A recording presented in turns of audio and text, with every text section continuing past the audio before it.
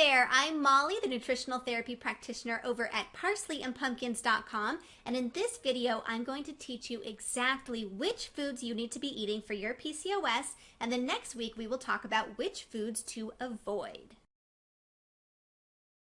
Now, the best thing that you can do for your PCOS is to eat real whole foods. Now, don't tune out this video if you have heard this before. More information is not always what you need. What you need is better foods. You need to improve your bad eating habits. And in this video, we're going to talk about how to do that. So what exactly are real whole foods? So these are foods that look the same in the store as they do in nature. They are foods that have been minimally processed. They are foods that your great-great-grandmother would recognize and understand how to use.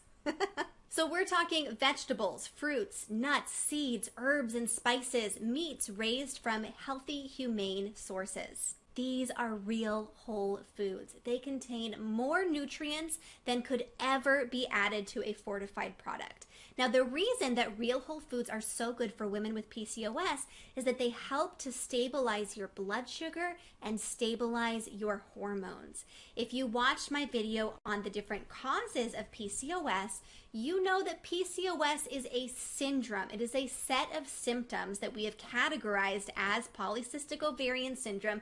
It is not one disease with one cause. And so in order to heal your PCOS, you need to take a whole body approach and heal yourself entirely from the inside out. Okay, that all sounds great, but how do we do that? So let's get into some specifics. First, we are going to take a look at the macronutrients. So we're going to see what you need to be looking for in carbs, proteins, and fats if you have PCOS.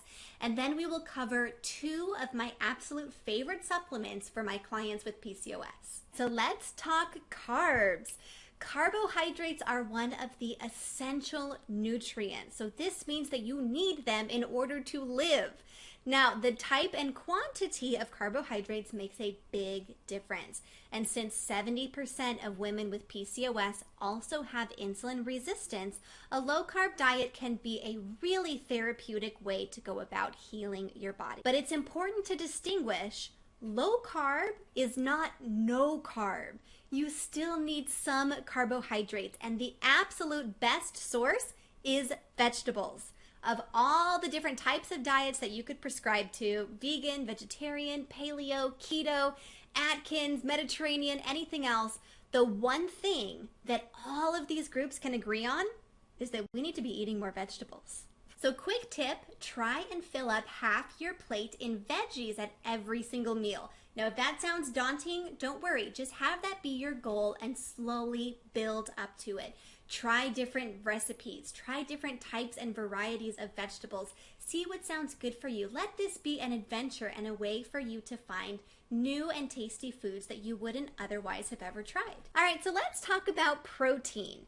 Now, if you are vegan or vegetarian, you just need to be really paying attention to where your protein is coming from to make sure that you are getting the full spectrum of amino acids that your body needs. Now, I personally do eat meat, and so I want to talk today about two nutrients that are very important for women with PCOS that are much easier to get through meat-based protein sources.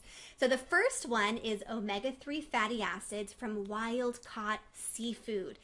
These omega-3 fatty acids help to reduce inflammation in the body. And since studies have shown very consistently that women with PCOS also have high inflammatory blood markers, it is so important to be reducing inflammation in any way possible. So next week when we talk about foods to avoid with PCOS, we will absolutely get more into this, but adding in these anti-inflammatory nutrients like omega-3 fatty acids from healthy wild-caught seafood makes a huge difference. So in the description of this video, I will put a link to the Monterey Bay Aquarium's Safe Seafood Guide so that even if you are in landlocked Kansas, you will have a resource to know which seafood that's available to you is also a healthy source so that you can minimize exposure to toxins like mercury. Now, B vitamins are abundant in meat and specifically in red meat and organ meats. So B vitamins help your body to manage stress. They help your body to make neurotransmitters,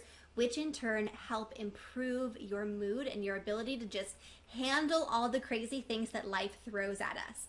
So if you watched my video on the different causes of PCOS and you suspect that adrenal dysfunction is either your root cause or influencing your PCOS, then getting adequate B vitamins is a really good first step. Now, I'm not saying that you need to eat a steak every day. I'm just saying that you do not need to avoid red meat at all costs either.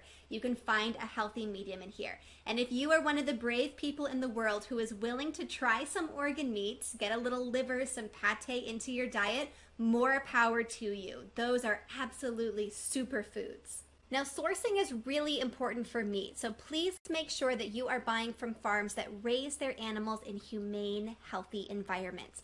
Remember, PCOS is a hormonal disorder, and so it's vital to make sure that we are not ingesting excess hormones through our food. Now, we'll talk a little bit more about that next week on the video of what foods to avoid with PCOS. But in the meantime, if you have a local farm, that is the best place that you can get some good, healthy meats. I also really enjoy ButcherBox because they send a variety of different kinds of meats right to my doorstep every single month. And I'll link to them in the description of this video as well. All right, last macronutrient we need to talk about is fat.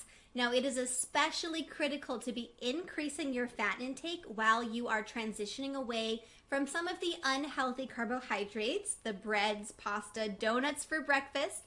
Fats have more energy per gram than any of the other macronutrients, and so increasing fats in your diet while you are transitioning will help to keep your energy stabilized. Fats also provide the building blocks for your body to actually make high quality hormones, and so this means it's important for you to be eating high quality fats.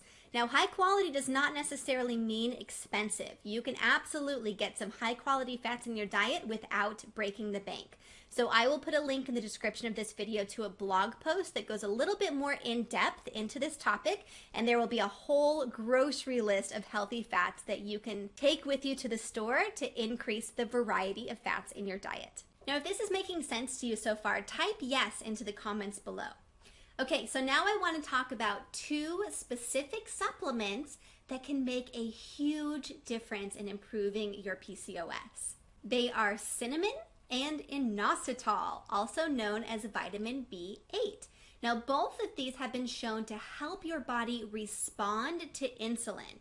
So this is really important because 70% of women with PCOS also have insulin resistance, which is impacting the excess androgens in their blood, causing their PCOS, or at the very least exacerbating it dramatically. So if we have a problem with insulin resistance, what we need to do is increase our insulin sensitivity so that our cells are responding to the insulin that we're making. Cinnamon and inositol both do this very effectively.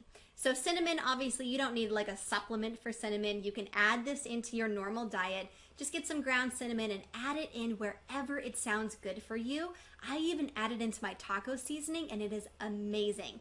Now, inositol you will need to get as a traditional supplement. So in the link in the description to the blog post about this topic, I'll go a little more in depth into the different kinds of inositol and what to look for in a supplement to make sure that you're getting something really effective. So these are just a few ideas to get you started eating healthier for your PCOS. Remember, start with real whole foods, eat half your plate in veggies as often as possible, and you will be well on your way to healing your PCOS. Now, there's a link in the description of this video that goes to a blog post that talks much more in depth about this topic, and there will be some specific lists of foods that you can add into your grocery list. Please click the like button below if you enjoyed this video or found it helpful, and subscribe to my channel for new videos every single Tuesday about how to support your beautiful female body with real whole foods. And if you are ready to stop having painful periods, heal your PCOS, and increase your fertility, go to my website, sign up for a free call to chat with me, and we will come up with a strategy to help you feel better. Talk to you soon.